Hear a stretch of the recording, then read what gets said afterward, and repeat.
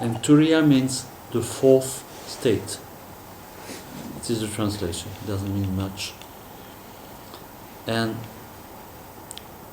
the explanation of this Turya is that it is not another state of mind. It is a state of mind where the waking state, the dreaming state, and the deep sleep state are together, simultaneously. So it's very difficult to understand. Because when we talk about that, if we try to understand, as we now are in this waking state, our brain is working only with this capacity of waking state. And it's very difficult to figure out what can that mean? What is that kind of state where the waking, the dreaming, and the deep sleep state are working together? This is very strange. And now, Turya and Nidrâ are synonyms in the etymology. So, what we are trying to do is, when you're lying down and you try to relax, you might have noticed that sometimes it's very difficult to say if you're sleeping or if you are not sleeping. Did you notice that? And in fact, you cannot know, because the second after this question, if you have the answer, you come out of this state. Did you notice that too, or you didn't? You just, let's say you're relaxing or you're doing Nidrâ Yoga, and all of a sudden this question can come and say, but am I sleeping or am I not? Or was I sleeping? And the moment you put that question, you don't know in which state you are. The reason why you don't know is because in that particular state there is no memory. It means there is no possibility of identification. Do you follow? So,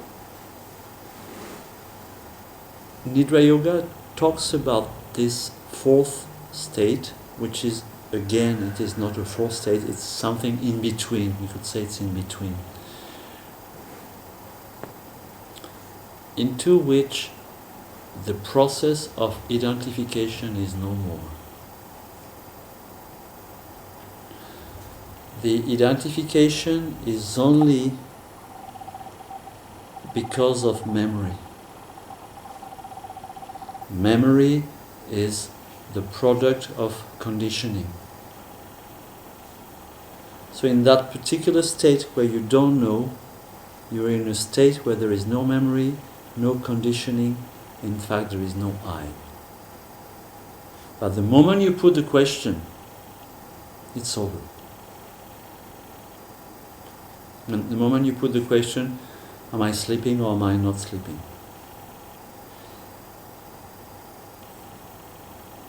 Now, in this particular state, is it clear enough? Can you follow?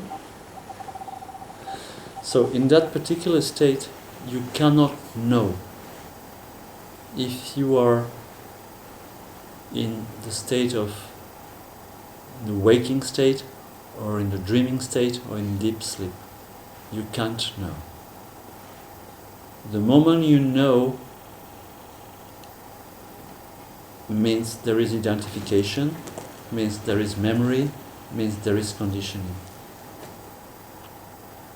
It's very subtle.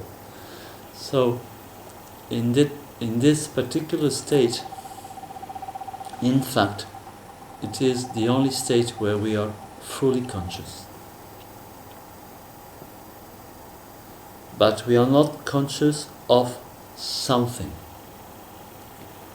Being conscious of something means, again, identification.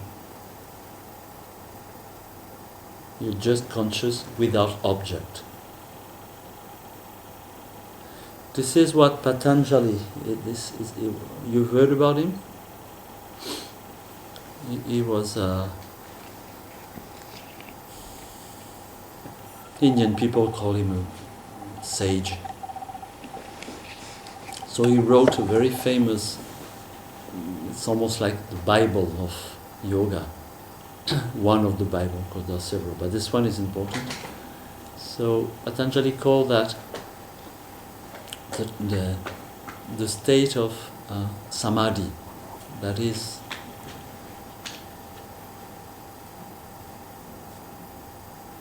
it's not possible to talk about it. But anyway, that the goal, let's say the goal of yoga, that state where there is no more suffering because there is no more identification. So for many of us, we think that this state is very far and it's very difficult to taste it, which is wrong. It is not so far, it's very close, and it's not so difficult. What is difficult is that the state lasts. This is very difficult. But to have a glimpse is not difficult. It's very simple. You just have to make a stop in your ordinary process of thinking.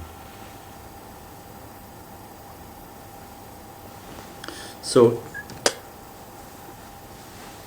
in that particular state, once again, it's very difficult to say that I am in the waking state, or I am in the dreaming state, or I am in deep sleep. You can't say.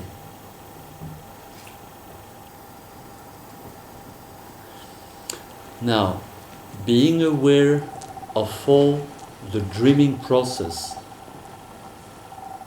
is of very little importance comparatively.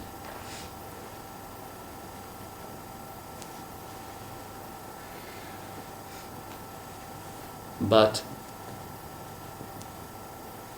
trying to be conscious during the dreaming process is a very good training. But there is a much better training. It is to be conscious during the waking state. First of all, it takes much longer time. I mean, you dream only 1 hour and a half per 20 hours, and you're in the waking state much longer every day. But already you can see how difficult it is. Because there is this memory that we call unconscious. And during this waking state, the unconscious manipulates. We could say like that. It doesn't manipulate because it's you, but the unconscious goes on and you're not conscious. And you act, you speak, and you think